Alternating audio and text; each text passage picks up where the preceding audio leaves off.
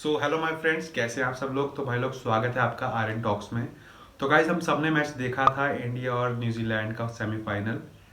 और क्या मैच था गाइज। इंडिया ने एक मोटी अच्छी खासी रनों की उसे जीत हासिल की। और उस दिन कई नए रिकॉर्ड्स भी बने, जैसे कि विराट कोहली ने अपनी ओडीआई शतकों के 50 शतक मार लिए। मतलब ये रिकॉर्ड किसी के पास नहीं, उससे पहले सचिन तेंदुलकर के पास था 49 शतक का रिकॉर्ड। तो उसे तोड़ के विराट कोहली ने एक नया रिकॉर्ड सेट किया है। इसके अलावा मोहम्मद शमी ने भी एक रिकॉर्ड बनाया है ओडीआई में 7 विकेट्स लेने का। तो मोहम्मद शमी वो थे जिन्हें प्लेइंग 11 में इनकी जगह भी नहीं थी शुरू के 4 मैचों में। लेकिन कहते हैं ना, जब किस्मत एक मौका देती ना इंसान को, तो अगर उस मौके को वो पकड़ लेता है तो मतलब सब कुछ। और अगर उस मौके को अगर वो ना पकड़ पाए तो कुछ भी नहीं। तो वैसे ही मोहम्मद शमी के साथ उन्होंने उस मौके को पकड़ा एकदम। न्यूजीलैंड के साथ मैच में 5 विकेटें, पहले इस बार 7 विकेटें, बीच में एक बार फिर से 5 विकेटें, फिर 4 विकेट्स।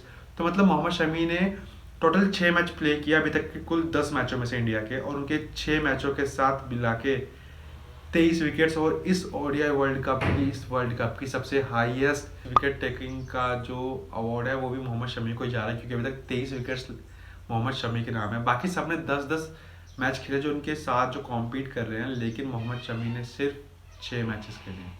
तो मतलब ये अपने में एक अलग बात है, और एक अपने में एक उनके लिए एक अच्छी बात है, बहुत तगड़ी। तो गाइस, हम सब ये सोचेंगे कि भाई ये इतना अच्छा खासा इंसान का करियर चल रहा है, तो ऐसे इंसान ने क्यों 3 बार सुसाइड करने की सोची, क्यों इनकी जो जिंदगी थी एकदम तबाह हो गई थी, तहस नहस हो गई थी, और क्या रोल था सौरव गांगुली का मोहम्मद शमी की लाइफ में।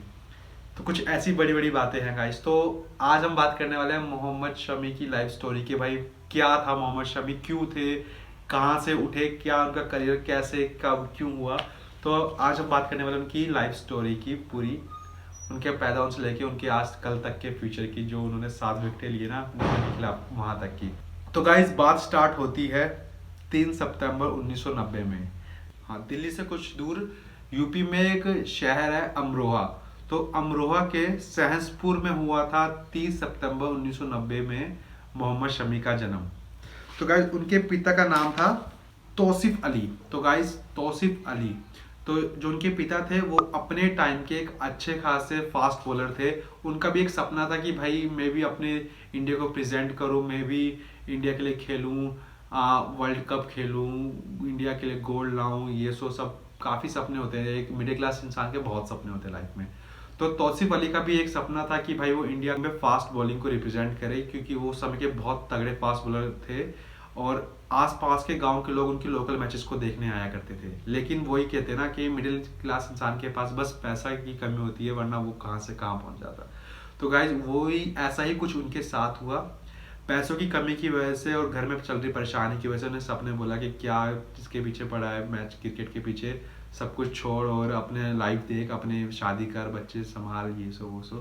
तो वो ऐसा ही उन्होंने कि उन्होंने शादी की, और शादी के बाद उनके पास एक एक करके हुए 5 बच्चे। तो गाइज, जब 5 बच्चे इंसान के पास हो गए तो उसका उनका ध्यान हट ही गया था क्रिकेट की तरफ से। तो उन्होंने सोच लिया था कि बस अब मैं अपनी लाइफ में अपनी फैमिली के साथ अपने फैमिली के भरण पोषण के लिए काम करूंगा। तो गाइज, वैसे ही उनके 5 बच्चों में जो उनका सबसे छोटा बेटा था, सबसे छोटा बच्चा बोल सकते हैं आप, क्योंकि 5वें नंबर पे थे हमारे मोहम्मद शमी। तो गाइज, उनका था कि वो अपने बच्चों को क्रिकेट खेलते थे, उनको सिखाते थे। उनका था कि जो मुझे लगे कि इनमें से सबसे जो तगड़ा खेल रहा है तो उसको मैं आगे तक लेके जाऊंगा। तो उन्हें बचपन में ही दिख गया कि भाई मोहम्मद शमी में वो काबिलियत है जो उनको चाहिए थी, क्योंकि वो उन्हीं की तरह फास्ट बॉलिंग करने का बहुत शौकीन था। उसे, मोहम्मद शमी को किल्ला उड़ाने का बहुत शौक था, कि जैसे वो किल्ली उड़ाते थे उन्हें एक अलग ही खुशी मिलती थी। या हम आज की जो मैच है उनमें भी देख सकते हैं कि जब मोहम्मद शमी किसी बैट्समैन की किल्ली उड़ाते हैं, मतलब विकेट लेते हैं, बोल्ड करते हैं, तो उनके चेहरे पे एक अलग ही खुशी होती है। तो ये शौक उन्हें बचपन से ही था। तो गाइज, उनके पिता ने उन्हें सिखाया। लेकिन जब वो 15 साल के हो गए तब उनके पिता को ये रियलाइज हो गया था कि अब मेरे बस का नहीं है, अब मैं नहीं सिखा सकता, अब उन्हें एक अच्छे कोच की जरूरत है जो उन्हें सब कुछ बताएगा, सिखाएगा। तो गाइज, जैसे उनके पिता को था कि भाई अब मैं नहीं सिखा सकता, उन्हें उन्हें एक अच्छे कोच की ज़रूरत है जो इन्हें सब कुछ बताएगा। अब मैं उस काबिल नहीं हूँ कि भाई मैं अपने बेटे को और ज़्यादा सिखा पाऊँ। अब इसे आगे जाना है, आगे बढ़ना है, कुछ करना है, तो उसके लिए एक अच्छे कोच की ज़रूरत उन्हें पड़ेगी लाइफ में। तो गाइज, उसके लिए उनके पिता ने, उनको जैसे ही पता लगा कि भाई अमरोहा से 25 किलोमीटर दूर पे मुरादाबाद में एक क्रिकेट कोचिंग है, जहाँ के जो कोच थे उनका नाम था बदरुद्दीन। तो गाइज वो उन्होंने पता लगा तो उन्होंने कहीं से उनका नंबर नंबर अरेंज किया और उनके पास अपने बेटे को लेके चले गए। तो जब उन्होंने अपने बेटे जब तौसीफ अली ने जब कोच को बोला कि भाई मेरा बेटा फास्ट बॉलिंग करता है तो आप इसे सिखाइएगा तो इसे आगे और इसके फ्यूचर में हेल्प होगी, ये सो वो सो। तब कोच ने उन्हें कहा कि मैं इसे एक ही कंडीशन पे सिखाऊंगा, अगर मुझे लगेगा कि भाई इसमें कुछ काबिलियत है, वरना आपका भी टाइम वेस्ट होगा, मेरा भी टाइम वेस्ट होगा, आपके पैसे वेस्ट होंगे और आप 25 किलोमीटर दूर से आएगा भी डेली कैसे ये।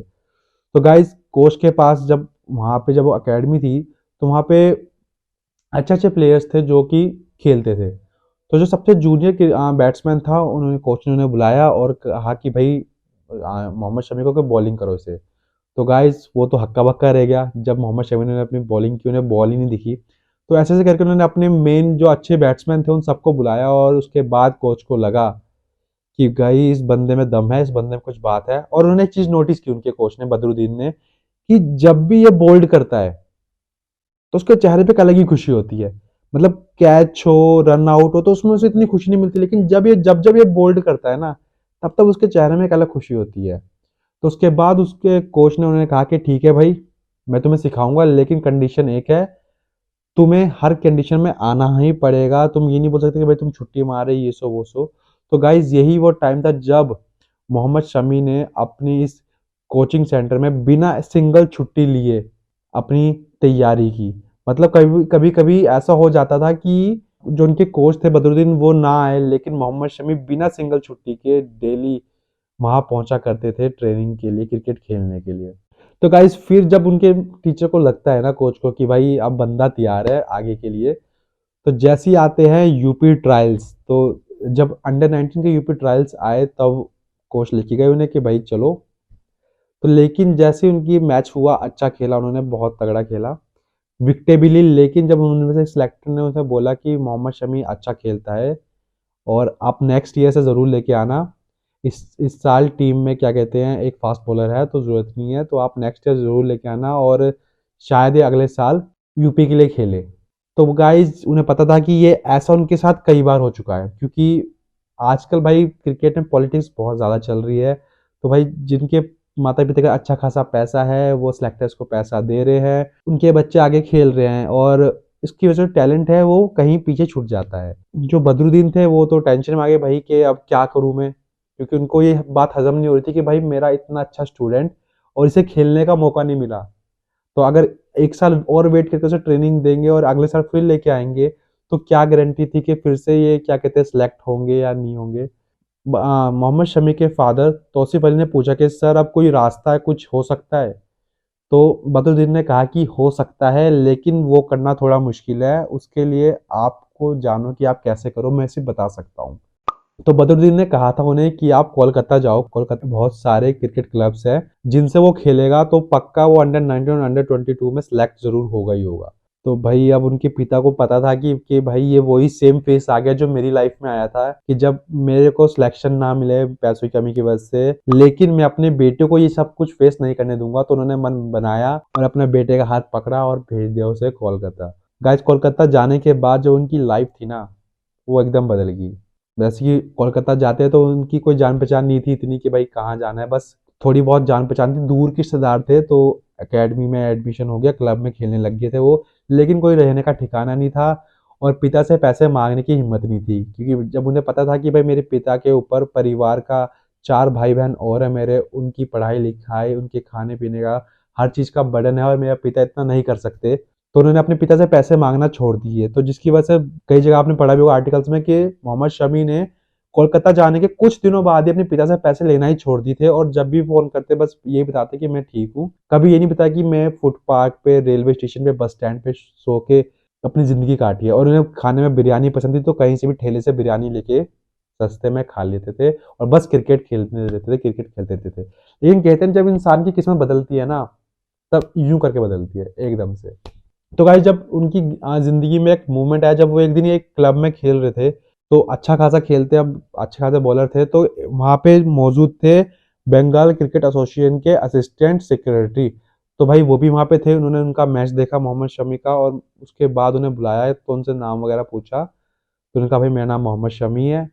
तो जब उन्होंने कहा कि भाई कहाँ रहते हो, तो उन्होंने शर्माते हुए कहा मोहम्मद शमी ने कि सर कोई ठिकाना नहीं है, कभी रेलवे स्टेशन तो कभी बस स्टैंड। उनको दिखा कि उसमें पोटेंशियल था। उनकी भी एक क्रिकेट का लोकल क्लब था वहाँ पे, जहाँ से उन्होंने मोहम्मद शमी को बोला कि आप मेरे क्रिकेट क्लब के लिए खेलो और खाने पीने की रहने की टेंशन मत लो। तो उन्हें अपने साथ अपने घर ले आए, देवव्रत दास उनका नाम था। तो जब वो उन्हें अपने पास लेके आए और उनकी टीम उनकी क्लब से उन्होंने खेलना स्टार्ट किया मोहम्मद शमी ने, तो मतलब उन्होंने बहुत अच्छा खेला। उन्हें भी लगा कि भाई अब इसकी टैलेंट जो है वो आगे निकलना चाहिए। तो उनके एक दोस्त थे बंगाल क्रिकेट एसोसिएशन में सिलेक्टर के रूप में, जिनका नाम था मिस्टर बैनर्जी। तो उन्होंने बैनर्जी को कहा कि भाई चलो आज तुम्हें एक मैच दिखाता हूँ मैं। तो उस मैच में खेल रहे थे मोहम्मद शमी। तो उन्होंने कहा कि भाई ये है वो लड़का, इसको तुम्हें एक मौके देने की जरूरत है, क्योंकि भाई इसका गेम स्विंग इसकी बॉल होती है, फास्ट बॉलर है, अच्छा खेलता है। तो जिसकी वजह से मोहम्मद शमी को अंडर 22 में खेलने का मौका मिला, और इसी कारण मोहम्मद शमी की होती है ईडन गार्डन्स में एंट्री। तो भाई ईडन गार्डन्स में सारे रणजी ट्रॉफी के प्लेयर्स जितने भी थे, अच्छे अच्छे प्लेयर्स, सब प्रैक्टिस करते थे। और उन्हीं के बीच में प्रैक्टिस करते थे प्रिंस ऑफ कोलकाता, जिसका नाम है सौरव गांगुली। तो यहाँ से स्टार्ट होती है मोहम्मद शमी और सौरव गांगुली की स्टोरी, कि क्या क्या मोहम्मद शमी की लाइफ में सौरव गांगुली के रहा है, कि भाई सौरव गांगुली ने मोहम्मद शमी की लाइफ से इतना अटैच क्यों है, क्या कैसे। तो भाई अब सौरव गांगुली ग्राउंड में खेल रहे हैं, तो जितने भी रणजी प्लेयर्स थे सब उन्हें बारी बारी नेट में प्रैक्टिस करवाते थे, बॉलिंग करते थे। तो उसी लाइन में भाई मोहम्मद शमी को पता था कि भाई ये है दादा, इनको बॉलिंग कराओ तो क्या पता अपना भी कुछ हो, इन्हें तो बॉलिंग डालनी है। तो जैसे सारे बॉलर्स लाइन में लगे थे उन्हें बॉलिंग डालने के लिए सौरव गांगुली जी को, दादाजी को, तो वैसे ही मोहम्मद शमी भी लाइन में लग गए कि भाई मैं भी डालूंगा। तो उनकी कुछ ही बॉलें खेल के सौरव गांगुली समझ गए कि भाई इस लड़के में कुछ बात है, और उन्होंने वहां से एक सिलेक्टर को बोला कि इसे बंगाल की रणजी ट्रॉफी में जगह दो, इसे ये अच्छा लड़का खेल रहा है, इसे खेलो, इसका टेस्ट लो, इसे करवाओ। तो वहां से इनका सिलेक्शन होता है बंगाल की टीम में रणजी ट्रॉफी के लिए। तो भाई उस दिन के बाद कभी मोहम्मद शमी ने पीछे मुड़ के नहीं देखा। उसके बाद 2011-12 में उन्हें आईपीएल में जगह मिलती है, और दादा के ही कहने पे, मतलब सौरव गांगुली के कहने पे ही उन्हें कोलकाता नाइट राइडर्स खरीदती है। उसके बाद तो भाई बल्ले ही बल्ले लाइफ में। और जब वो खेलते हैं, अब ईडन गार्डन्स में खेलते हैं, तो ईडन गार्डन्स में उनकी मुलाकात होती है अपनी जिंदगी में आई उस लड़की से, जिसका नाम था हसीना जहां। तो guys as a chair leader वो वहाँ पे थी, एक मॉडल थी हसीना जहां, जो कि उन्हें लगा कि भाई चेयर लीडर में काफ़ी पैसा है, तो वहाँ से वो चेयर लीडर बनी। उसके बाद दोनों की आंखों से आंखें चार हुई, दोनों में प्यार हुआ, और 6 जून 2014 को होती है मोहम्मद शमी और हसीना जहां की शादी। और अच्छा खासा चल रहा था लाइफ में सब कुछ। उनको एक बेटी भी होती है हसीना जहां से, लेकिन ये सिर्फ खुशियां थी उनकी लाइफ में 4 साल के लिए, 2018 तक। उनके बीच में दरार आई, लड़ाई झगड़े हुए। लड़ाई का कारण था कि उन्हें मोहम्मद शमी को बाद में पता लगा कि हसीना जहां की ये पहली नहीं दूसरी शादी है, जो कि हसीना ने उन्हें पहले नहीं बताया था, क्योंकि उससे पहले उनकी एक शादी हो चुकी थी और जिससे उन्हें 2 लड़कियां भी थी। लेकिन उन्हें मॉडलिंग का था कि भाई मुझे मॉडलिंग करनी है, इसलिए वो अपने पति को तलाक देके छोड़ के आ चुकी थी अपनी इस नई दुनिया में। तो भाई जैसे उनके मनमुटाव बढ़े, तलाक तक नौबत आई। तो गाइस जब शादी होगी, उन्हें एक बेटी होगी, तो भाई मोहम्मद शमी की लाइफ सही चल रही थी। उसी बीच उनका दादा के कहने पे इंडियन टीम में भी सिलेक्शन होता है, उसमें भी दादा का हाथ था, बोलते हैं कई लोग ऐसा। उसके बाद मोहम्मद शमी इंडियन टीम की एक एज अ फास्ट बॉलर एक रीढ़ की हड्डी बन चुके थे। तो लाइफ एकदम सॉर्टेड चल रही थी। आईपीएल से पैसा कमा रहे थे, इंडियन टीम का हिस्सा थे, बीसीआई की तरफ से उनको पास कॉन्ट्रैक्ट्स थे, तो अच्छी लाइफ चल रही थी। लेकिन अचानक एक दिन क्या होता है, एक दिन ऐसी खबर आती है मीडिया में, एक ऐसी खबर आती है जिसके बाद होगी उनकी पूरी जिंदगी तहस नहस। तो गाइस खबर थी कि उनकी वाइफ हसीना जहां ने अलीपुर अलीपुर पुलिस स्टेशन में कोलकाता में उनके खिलाफ रिपोर्ट लिखवाई थी। रिपोर्ट ये थी कि मोहम्मद शमी उनको मारते हैं, उनको डॉवरी के लिए सताते हैं, उन्हें दहेज मांगते हैं उनसे। उसके अलावा उनके बड़े भाई ने, मोहम्मद शमी के बड़े भाई ने उनके साथ बलात्कार करने की कोशिश की।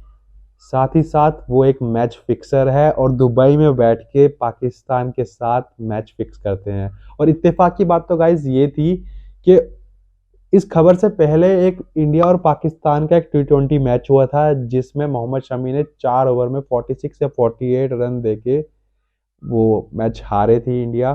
तो उसके बाद भाई मोहम्मद शमी के एंटी करप्शन, एंटी कई देशद्रोही की जैसे नारे लगने लग गए उनके ऊपर।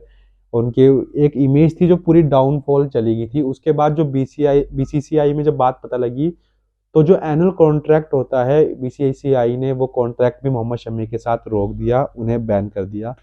लेकिन इस टाइम में भी विराट कोहली उनके आगे खड़े रहे।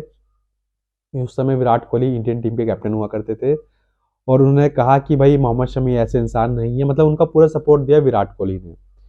और साथ ही साथ दूसरी तरफ दादा जो हमारे सौरव गांगुली जी थे, उन्होंने भी कहा कि इंडिया जो बीसीसीआई है वो बैन लगा दे, लेकिन बंगाल एसोसिएशन पे उनको कोई बैन नहीं लगाएगी। वो कभी भी रणजी ट्रॉफी खेलने आ सकते हैं बंगाल की साइड से, उन्हें कोई आपत्ति नहीं है। उसके बाद बीसीसीआई ने एक अंदरूनी जांच करवाई जिसमें मोहम्मद शमी को ग्रीन चिट मिली और वो उनके खिलाफ जितने भी ये आरोप लगाए थे वो सारे झूठे साबित हुए। उसके बाद टीम में आए, उसके बाद इंजर्ड भी हुए और इंजर्ड होने के बाद अपनी छवि के साथ वो गए वापस अमरोहा अपने गांव। लॉकडाउन लग चुका था उस टाइम। तो गाइज अमरोहा जाने के बाद मोहम्मद शमी ने 3 बार सुसाइड करने की कोशिश की, जिसका कारण था कि उनके ऊपर जो ब्लेम्स लगे हैं, उन्हें देशद्रोही बोला गया है, उन्हें पाकिस्तान का मैच फिक्स बताया गया है, उनकी बीवी ने उन पर इल्ज़ाम लगाया कि उन्हें मारते हैं। तो इन सब के चलते उन्होंने 3 बार खुदकुशी करने की कोशिश की, लेकिन उसके फैमिली ने उन्हें सपोर्ट दिया, बहुत सपोर्टिव फैमिली थी उनकी, सपोर्ट दिया और जिसकी वजह से उन्होंने ये सब कुछ से बाहर निकले। और ये बात किसी ने नहीं बताई कि भाई मोहम्मद शमी ने ऐसा किया ऐसा, ये बात खुद मोहम्मद शमी ने बताई है अपने मुंह से। तो एक बार रोहित शर्मा इंस्टाग्राम पे लाइव आते हैं अपने सारी अपने टीममेट्स के साथ। तो एक बार रोहित शर्मा मोहम्मद शमी के साथ इंस्टाग्राम पे लाइव आए तो उन्होंने पूछा रोहित शर्मा ने कि भाई कैसी चल रही है जिंदगी, इतना सब कुछ आप फेस कर रहे हो, कोरोना कोरोना के बाद आप इतना सब कुछ फेस किया। तो उसमें खुद मोहम्मद शमी ने बोला कि मैंने 3 बार सुसाइड करने की कोशिश की और जिसमें मेरी फैमिली मेरा सपोर्ट दिया, जिसकी वजह से आज मैं यहाँ पे खड़ा हूँ।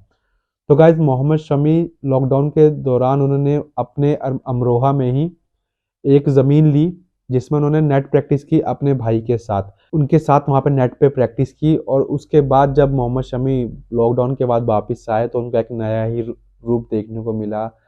उनकी बॉलिंग में एक अलग ही मज़ा था, अलग ही स्विंग था, अलग ही लेवल के प्लेयर वो बन के निकले। तो हर किसी की इंस्टाग्राम स्टोरी पे आज मोहम्मद शमी ही हो रहा है। तो एक जैसे मैच खत्म हुआ था न्यूजीलैंड, तो उसके बाद स्टोरीज भी आई थी मोहम्मद इन फाइनल। तो ऐसे करके मोहम्मद इन शमी इन फाइनल करके स्टोरीज भी लगाई लोगों ने काफ़ी।